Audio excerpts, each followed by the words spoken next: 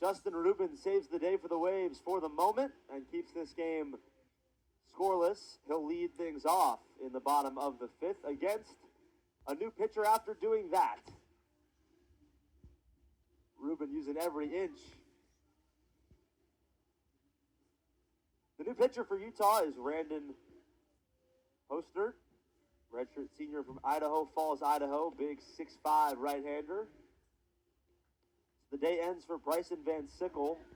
Threw a lot of pitches to get through his 4 innings, but despite giving up the 6 hits, did strike out 3 and allowed, most importantly, 0 runs.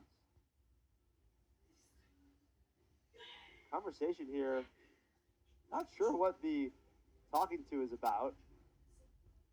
Something interesting going on. I don't think he has any sticky stuff in his glove. Not sure what the talking to is here from the officiating squadron.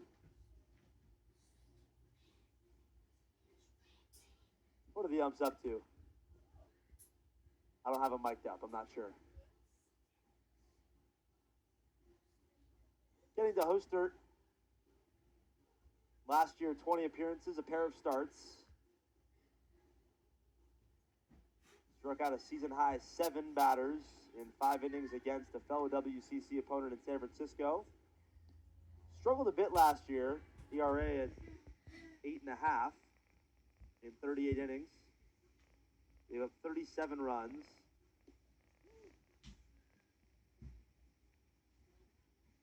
Is a strikeout guy, though. 36 strikeouts over those 38 innings.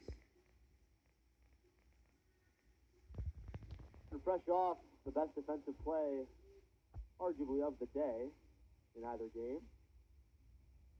Leads things off against Hostert.